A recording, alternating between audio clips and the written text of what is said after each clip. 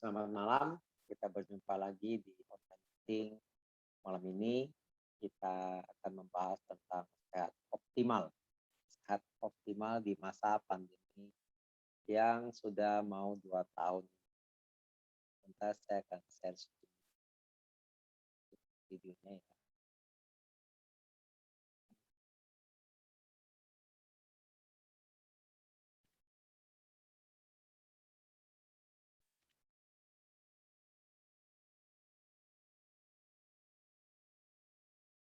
Oke, kita akan mulai. Perkenalkan, nama saya Windy Yanto. Saya berasal dari Pontianak dan saya diperkenalkan bisnis MW oleh teman saya sendiri, Dimanto dan Ferliana.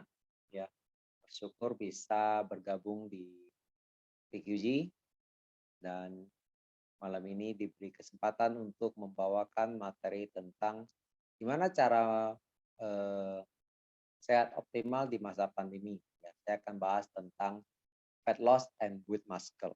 Ya, jika apa yang saya sampaikan malam ini tidak sesuai dengan apa yang mentor aktif atau teman yang mengajak kalian untuk hadir di Zoom malam ini, silakan konsultasi dengan mereka. Oke, kita mulai di slide pertama dengan seorang Aderai, ya, seorang juara di kelas light heavyweight and overall winner tahun 96. Saya banyak belajar dari beliau. Ya. Jadi beliau mengatakan sehat bukanlah yang utama, tapi yang utama tidak dapat kita raih apabila kita tidak sehat. Jadi sehat bukanlah tujuan, sehat adalah syarat. Jadi kalau kita tidak sehat, kita pun akan kesulitan untuk menceritakan apa itu sehat ke orang-orang sekitar kita, betul? Jadi kita harus sehat dulu. Jadi walaupun kita tidak berbicara, orang bisa melihat tentang diri kita. Ya, kita sehat, orang lebih percaya apa yang kita omongkan. Ya. Lalu ada program namanya TQG Body Fit, ya, Fat Loss Program. Ini adalah program yang sangat luar biasa. Saya bersyukur mengetahui program ini. Ya, saya berterima kasih banyak kepada seorang double diamond, Andi Perapong dari Thailand. Ya, ini adalah program fat loss yang luar biasa. Saya yakin teman-teman juga sudah paham tentang TQG Body Fit. Jika ada yang tidak mengerti, silakan ditanyakan kepada teman yang mengajak Anda untuk ikut Zoom malam ini. Ya. Saya sudah pernah coba di akhir tahun 2016. Ya. Ini saya. Ya. Akhir tahun 2016 sampai Februari 2016. Saya coba program TQG Body Fit ini, di mana berat saya 72 kilo, dan saya berhasil turun ke 64 kilo pada waktu itu. Jadi di sini yang perlu dilihat adalah saya memangkas 6,1 kilogram lemak. Wow, lumayan ya, ukuran dari XL, sekarang di M. Ya, sampai saat ini saya berada di M dengan berat badan 62 sampai 64, ya, naik turun di angka tersebut. 62, 64, 64 sampai 62. Ya. Teman-teman mungkin di sini ada yang bingung, ya, gimana sih setelah body fit, atau mungkin ada yang ikut atau mementoring temannya, tapi transformasinya tidak signifikan, teman-teman. Atau malah ada yang merasa, saya ikut body fit sih, tapi saya merasa belum puas nih. Nah, sampai puas itu sampai mana? Nah, ini yang akan kita bahas, oke? Nah, ini ada satu quote di mana dari Dr. William Evans yang mengatakan losing weight is the wrong goal. Yeah, you should forget about your weight and instead concentrate on losing fat and gaining muscle. Ya. Jadi mengurangi berat badan adalah tujuan yang tidak tepat. Kita harus melupakan angka pada timbangan ya, pada berat badan dan lebih berfokus pada mengurangi lemak dan membentuk otot. Ini satu quote yang luar biasa. Kita tahu ada 5 komposisi utama tubuh manusia. Pertama adalah ada cairan, ada organ, ada tulang, ada otot, dan ada lemak. Di mana ketika kita mengencangkan otot, yang terangsang adalah kekuatan tulang. Sehingga orang yang rajin melakukan aktivitas latihan pengencangan otot rangka atau latihan beban rata-rata mempunyai tulang kuat, ya, memungkinkan tetap beraktivitas dan bergerak walau sudah lanjut usia. Tapi jika orang malas atau bahkan tidak suka melatih ototnya, sehingga tulangnya pun tidak cukup kuat untuk menopang tubuh hingga usia senja, sehingga kualitas untuk beraktivitas bahkan berjalan aja sulit, ya, apalagi olahraga, sehingga metabolismenya tubuh melambat, pembakaran kalori juga berkurang, ya, dan kadar lemak meningkat. Ya, kita tahu ada satu riset mengatakan mulai umur 30, jika tidak pernah dilatih, massa otot akan berkurang 1% setiap tahun. Contoh, artinya kalau kita sekarang umur 40, jika kita tidak latihan beban atau latihan pengencangan otot rangka, dari umur 30 yaitu sudah 10 tahun, kita akan berkurang sampai 10% massa otot. Itu luar biasa banyak. Kita tahu dengan lemak yang tinggi, ini adalah cerminan obesitas, gula darah, tekanan darah, kolesterol, sampai trigliserida yang tinggi. Ini adalah komorbid seperti obesitas. Komorbid obesitas dengan metabolic syndrome adalah penyakit non-populer, penyakit non-menular paling populer yang mengarah ke diabetes tipe 2, stroke, jantung koroner, resistensi insulin, dan sebagainya. Ada sebuah jurnal obesitas yang menulis pasien COVID-19 dengan obesitas 74% lebih mungkin untuk menjalani perawatan intensif di ICU dengan persentase kematian mencapai 48%. Besar sekali ya.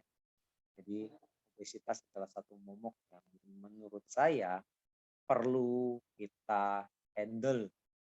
Kalau kita tahu sudah pre-obesitas, ya, atau bahkan sudah obesitas, segeralah hidup lebih sehat, makan lebih teratur, dan olahraga. Ini adalah resiko kesehatan dari kegemukan dan obesitas, teman-teman. Di mana kegemukan dan obesitas ini memicu stroke, serangan jantung, kolesterol tinggi, lemak hati, diabetes, tekanan darah tinggi, kegemukan di perut dan bokong, serta radang sendi. Ya. Jadi banyak sekali resiko kesehatan dari kegemukan dan obesitas. Pada saat ini saya yakin kita semua sudah melakukan protokol kesehatan dari luar ya, dengan 5M. Banyak sekarang yang sudah memakai masker sampai bahkan double. Mencuci tangan, air lebih banyak digunakan daripada mandi. Ya, saking seringnya cuci tangan. Kita sudah menjaga jarak dan menjauhi kerumunan. Makanya ada Zoom meeting seperti ini dan serta membatasi mobilitas di luar. Jadi kalau tidak penting-penting banget, sebaiknya ya di rumah aja gitu. Jadi protokol dari luar sudah ditaati, tapi mereka lupa bahwa protokol kesehatan dari dalam adalah yang terpenting dan itu yang dilanggar. Apa itu protokol kesehatan dari dalam? Aktivitas work from home itu membuat orang leluasa ngemil. Ya. Ayo, siapa teman-teman di sini yang cemilan kulkasnya ya atau di lemari cemilannya itu selalu tersedia penuh, ya. Jadi memungkinkan untuk ngemil, ya makan sembarangan, mungkin ya alkohol sampai merokok, ya tidurnya malam dan mager atau malas gerak karena di rumah aja. Yakin sadar atau tidak sadar kita lakukan itu. Ya. Jadi apa saja protokol kesehatan dari dalam itu? Pertama tentunya nutrisi atau apa yang kita masukkan sehari-hari. Kedua ada istirahat, ada minum, ada olahraga, pikiran yang positif, dan terakhir adalah afirmasi diri sendiri. Kita coba bahas satu persatu teman-teman. Dari nutrisi. Nutrisi adalah mencukupi makro dan mikronutrisi harian kita. Khususnya protein. Kenapa protein? Karena rata-rata orang Asia itu konsumsinya karbohidrat dan lemak. Dan biasanya lemak yang tidak baik.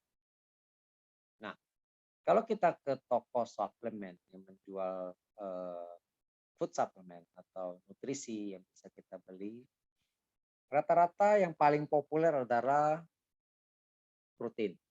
Ya.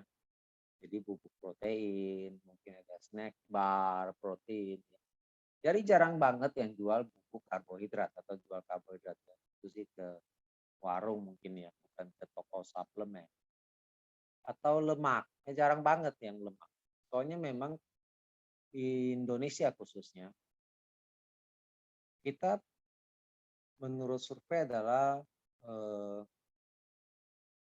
negara yang hanya di atas Afrika untuk urusan usia.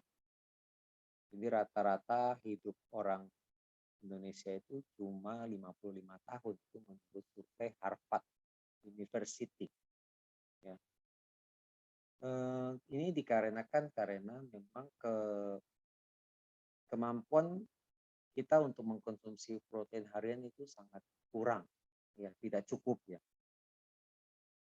Gimana dengan karbo? Ya jadi karbo itu orang Indonesia paling banyak, apalagi gorengan.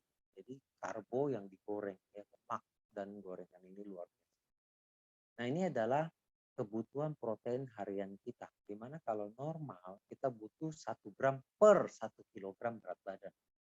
Untuk menurunkan berat badan kita butuh 1,2 sampai 1,6 gram per kilogram berat badan. Dan untuk menaikkan massa otot sampai 1,6 sampai 2,2 gram. Ya saya pernah baca itu untuk para binaraga mereka butuh sampai 3 gram per kilogram berat badan. Jadi sangat sulit sebenarnya kalau kita kelebihan protein. Karena rata-rata kemampuan kita dalam mengkonsumsi protein itu memang tidak cukup banyak. Ya. Jadi aman nggak? Iya, saya bilang aman banget kalau bisa sampai 2 gram per kilogram berat badan itu saya rasa bukan hal yang mudah untuk mengkonsumsinya. Karena protein itu kenyang banget di dalam tubuh. Ya. Yang kedua adalah istirahat yang cukup. Nah, kita ambil contoh kendaraan. Kendaraan itu butuh servis tiap 10.000 kilometer ya, kita ke bengkel, kita servis. Tapi kalau manusia itu butuh tidur. Ya, kalau manusia dewasa tidurnya 6 sampai 8 jam per hari. Kalau anak-anak ada yang 10 sampai 12 jam per hari.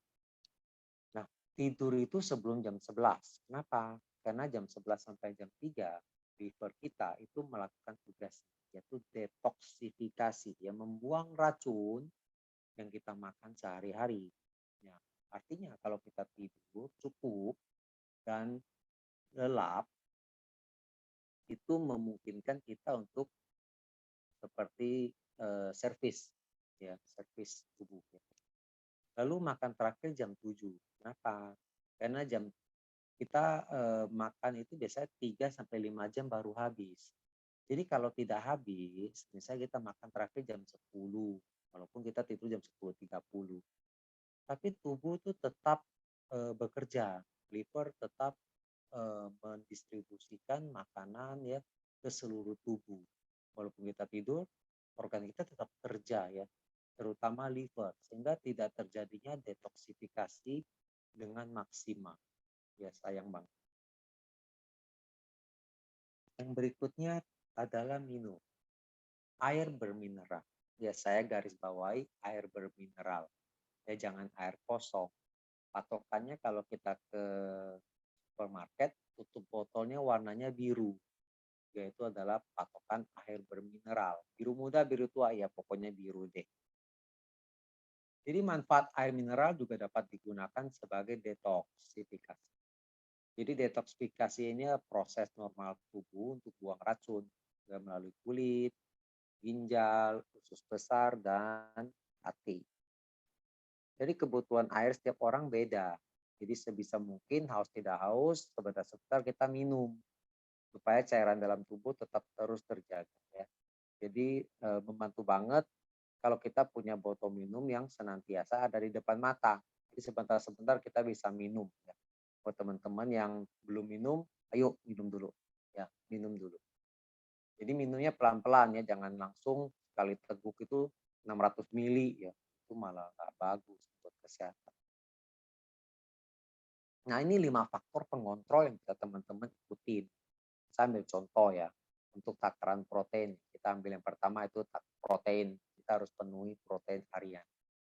Kita ambil contoh yang 2 gram per kilogram berat badan. Contohnya 60 kilo. Jadi dia butuh 2 gram kali 60 kilo. Jadi butuh 120 gram per hari. Per hari loh ya, per hari. Saya bisa protein di sini tidak serta-merta protein bubuk atau protein yang dijual di luar. Anda bisa dapatkan protein juga dari makanan sehari-hari. Oh, kalau misalnya kita ke hypermarket lah ya, kita beli daging, itu kan kita bisa beli dengan timbangan. Ya. Misalnya saya mau beli 1 on daging ikan, nanti akan ditimbang tuh, atau 1 on daging sapi misalnya ditimbang.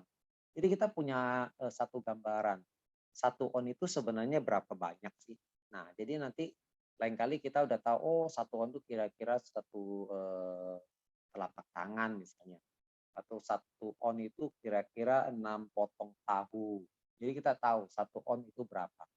Nah, 1 on itu kurang lebih 25 gram protein.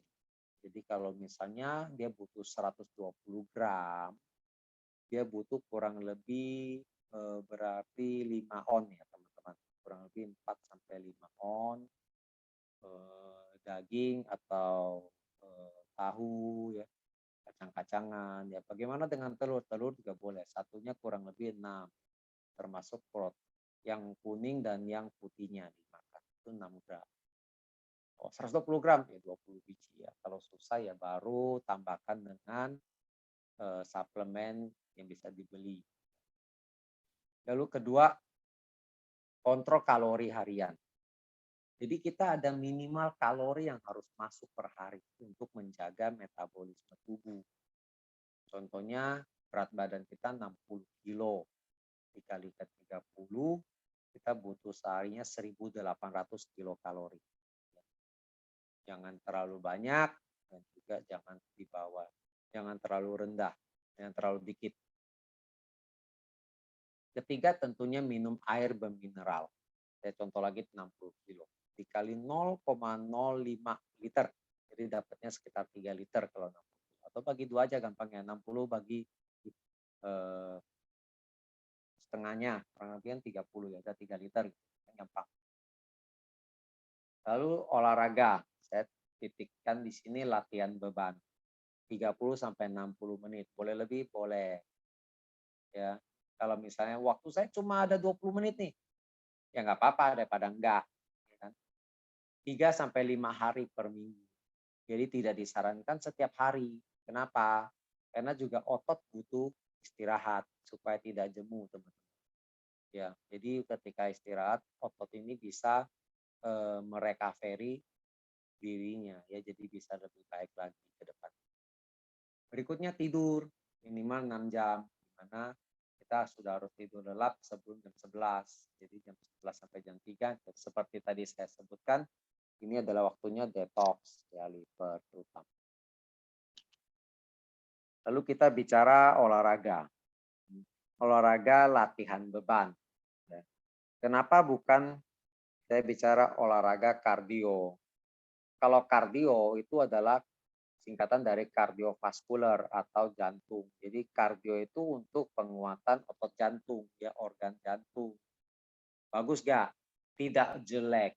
Ya sebenarnya boleh-boleh. Tapi kapan waktu yang tepat untuk melakukan kardio? Jadi ada namanya MHR atau maksimum heart rate, di mana teorinya adalah ketika kita mau melakukan kardio itu adalah 220 dikurangi usia. Nanti dapat satu angka, 60% dari angka tersebut Anda sudah boleh lakukan namanya kardio. Ini teorinya ketika sampai MAR itu 60%, itu memungkinkan tubuh menggunakan lemak sebagai sumber energi. Sudah mulai, ya. Itu baru kardio. Makanya disarankan tuh latihan beban dulu. Karena latihan beban adalah waktu tercepat untuk melakukan yang namanya lemak menjadi sumber energi. Habis latihan beban baru kardio, itu yang paling baik. Ya. Jadi latihan beban atau pengencangan otot rangka itu bermanfaat. Yang pertama adalah meningkatkan patroli imunitas tubuh. Jadi imunitas tubuh kita akan meningkat ya teman-teman. Kedua adalah meningkatkan ambang sakit. Sehingga jika ada produksi sitokin yang berlebih untuk menangani infeksi, gejalanya kita nggak terlalu terasa. Yang ketiga adalah memutarbalikkan kondisi penuaan pelapukan otot rangka atau sarkopenia dan melemahnya sistem kekebalan tubuh. Sehingga kita kembali memiliki kualitas dan karakter otot dan kekebalan waktu saat kita masih muda, walaupun usia kita sudah mulai lanjut ya, tapi kita punya kualitas otot yang baik ya.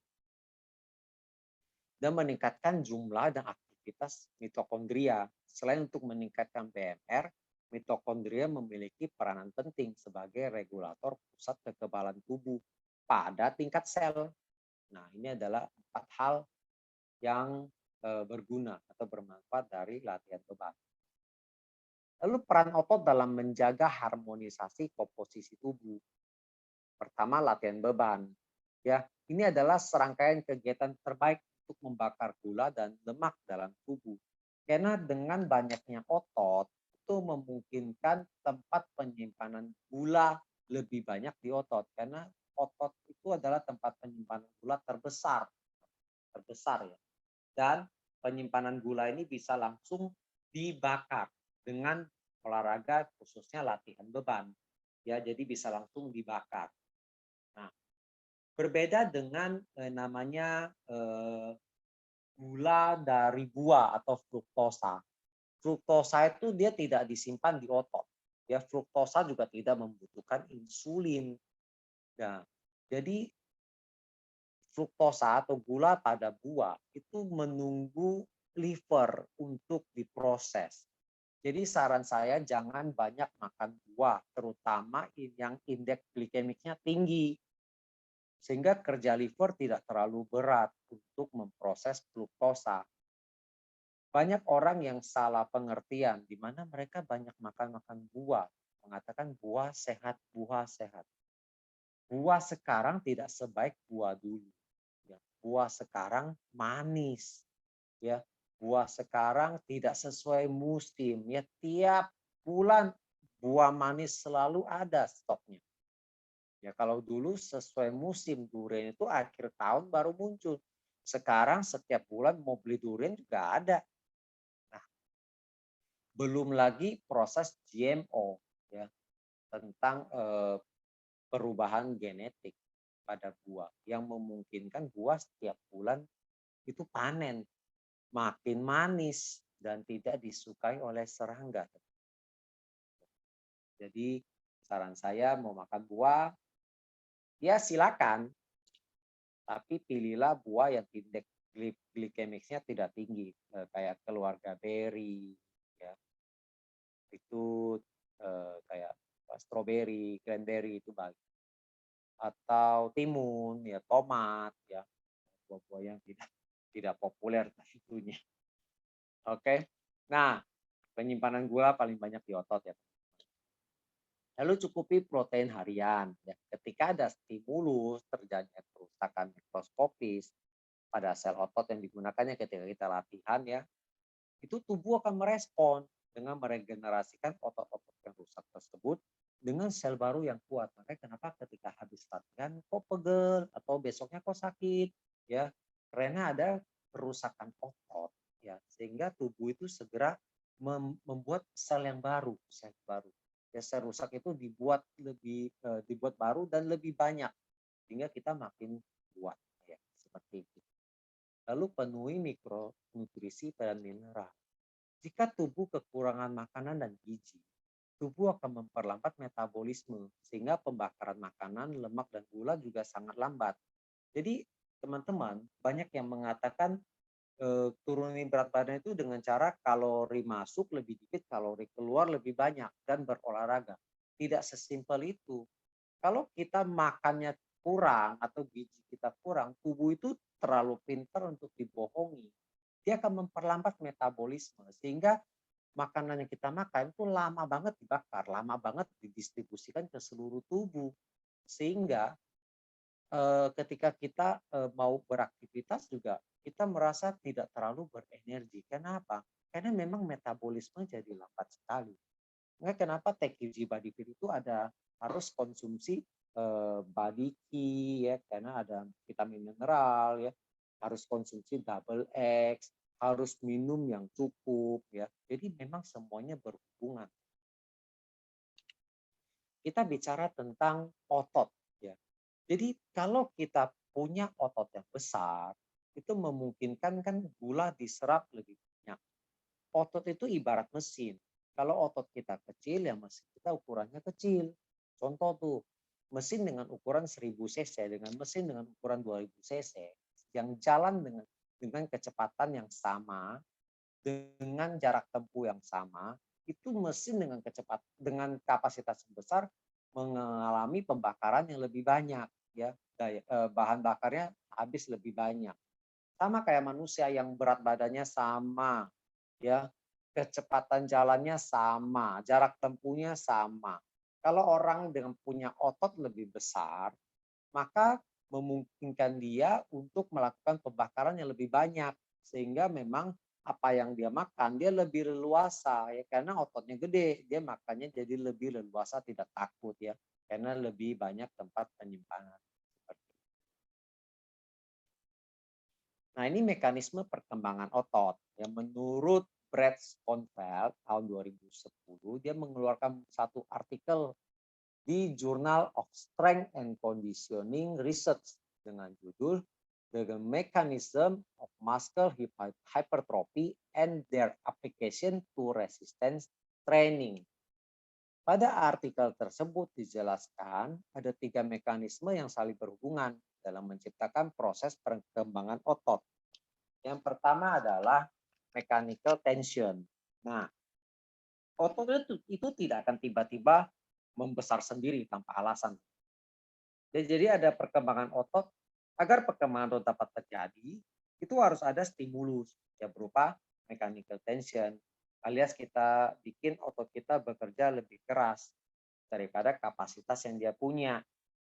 Itu sebabnya progress overload atau kita mau bikin otot gede, itu adalah satu syarat terjadinya perkembangan otot.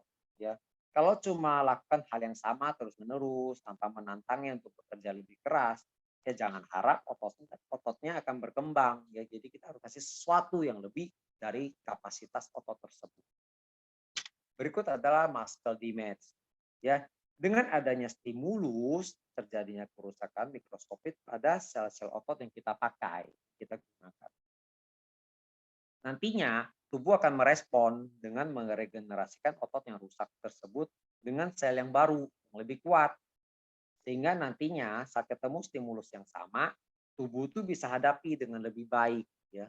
Jadi kalau dia udah pernah ngangkat beban atau menerima beban yang lebih daripada kapasitas yang dia miliki, lalu ke depan dia akan dapat beban tersebut lagi, dia udah siap tuh ototnya. Oh, ini gue udah pernah dapat nih, gue tahu nih nanti kekuatan yang dipakai itu seberapa banyak. Dia udah persiapkan. Jadi dia bisa mempersiapkan dengan baik dan akan lebih baik lagi ke depannya. Nah, yang ketiga adalah metabolic stress. Jadi ngerasa nggak kalau kita habis latihan, otot kita kelihatan lebih gede, ya lebih ngepam gitu ya. Kadang orang habis latihan kan banyak yang gaya-gaya tuh di depan cermin tuh sambil foto-foto. Karena memang kelihatan lebih gede. Ini disebabkan oleh sirkulasi darah ke otot saat dia berkontraksi dan akumulasi produk sampingan seperti laktat ya. Kondisi ini mendahului proses regenerasi sel otot lama dan perkembangan inti sel otot baru intinya. Jadi sekarang kita udah paham nih, ya. Kita paham ada 3 hal ini.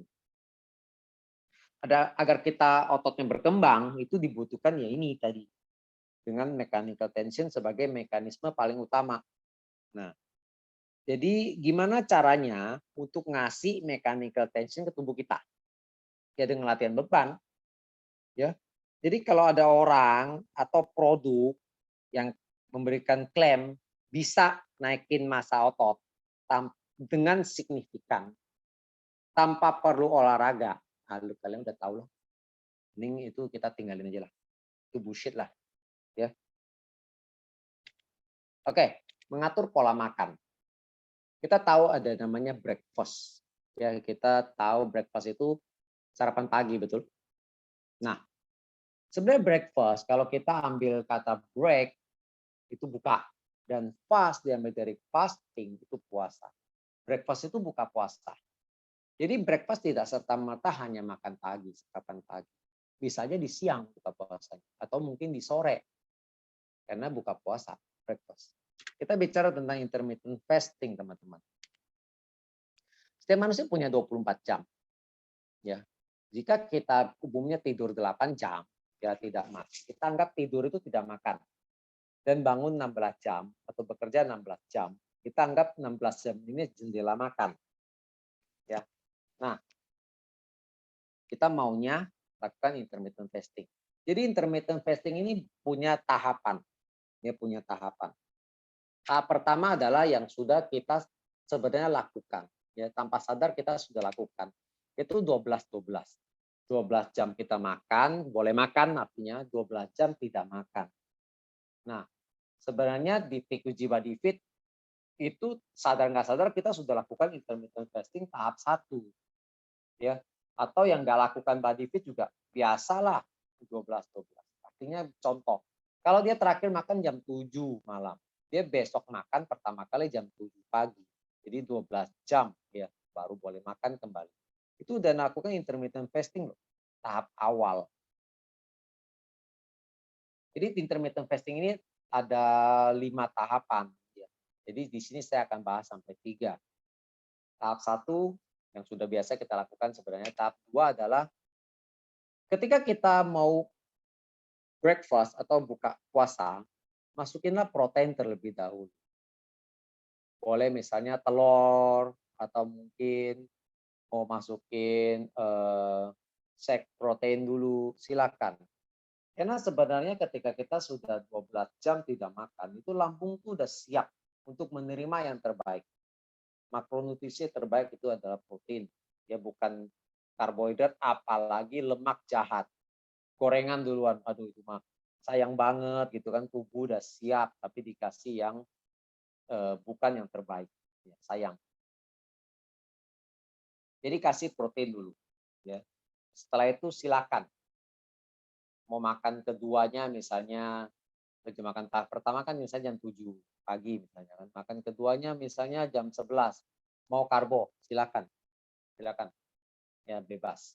Jadi 12-12. Nah, tahap ketiga ini adalah tahap yang dilakukan oleh yang sudah profesional. Jadi teman-teman yang belum pernah, apa, melakukan intermittent fasting atau yang belum siap, mending konsultasi terlebih dahulu kepada orang yang lebih mengerti atau orang yang mengajak teman-teman untuk ikut, Zoom malam ini ya, yaitu adalah 16/8 ya, 16 jam tidak makan, 8 jam makan. Contoh terakhir makan jam 7 malam, berarti besok paginya jam 12, 13, 14, 15, jam 11 ya baru boleh jam 11. Nah, saya sudah lakukan ini udah masuk sebulan ya, 16/8 ya. Yang saya rasakan memang udah terbiasa dan, tidak lagi apa,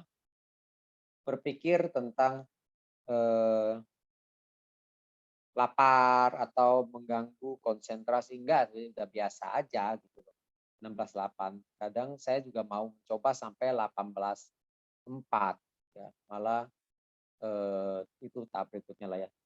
Jadi memang sampai di sini tahap 1 dan tahap 2 adalah tahap yang paling aman yang teman-teman boleh coba. Ya tahap 3 Anda harus konsultasikan dahulu ya, jangan langsung coba. Nah, ada yang mengatakan, "Pak, untuk buah bagaimana nih? Buah lagi ya." Buah itu sebenarnya natural food ya, natural candy, sorry. Jadi, eee, tahap 1 silakan, tahap 2 ya sebaiknya jangan, ya jangan makan buah. Ya buah nanti bolehlah dimakan kedua ya, silakan. Lalu gimana yang mengatakan makan lemak? Ya, sebenarnya makan lemak itu baik ya, terutama lemak baik. Ya, lemak tidak membuat kita gemuk sebenarnya, karena pemilihan lemak yang bijak ya, lemak baik. Jadi di sini saya menyarankan untuk makan terutama di tahap 2 kita lebih, memilih real food ya, atau makanan yang tidak mengalami proses, yang berulang-ulang baru dimakan ya. Kita bicara real food, kita bicara paling gampang adalah minyak goreng. Banyak teman-teman yang makan mungkin tidak tidak sadar mereka beli minyak goreng ya, itu minyak sayur, minyak jagung, atau minyak canola, bunga matahari. Kita tahu kalau kita beli jagung, itu kita pencet, keras-kerasnya juga itu nggak akan ada keluar yang namanya lemak atau minyak. Tapi beda dengan kelapa. Kelapa itu kalau kita lihat di pasar itu banyak banget santannya kan yang jual santan. Itu kan langsung kelapa parut ya. Nah itu minyak, yang baik ya, minyak yang baik. Atau mungkin olive oil ya, alpukat, itu juga minyaknya banyak ya teman-teman, atau minyak dari ikan ya. Nah, pemilihan real food atau, makanan yang alami ini juga jadi salah satu hal yang harus kita, eee, pilih ya atau kita utamakan. Karena memang, real food memegang peranan yang penting dalam kesehatan kita. Kita bicara berikutnya lagi, ada satu istilah namanya autophagy.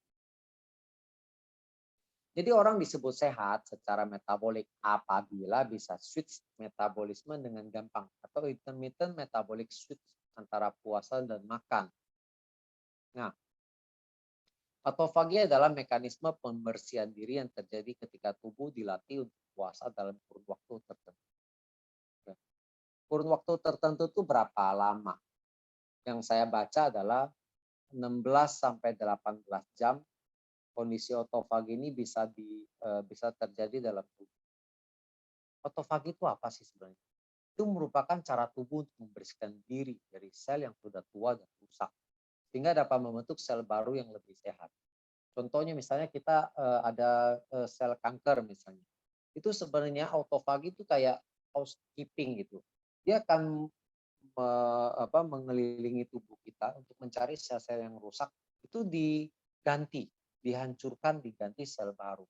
Atau misalnya Alzheimer atau Alzheimer itu kan protein yang rusak di otak, itu dihancurkan protein rusak tersebut diganti dengan sel yang baru. atau mungkin sel salah cetak kayak autoimun ya, itu diganti dengan sel yang baru. Nah, ini kondisi autofagi.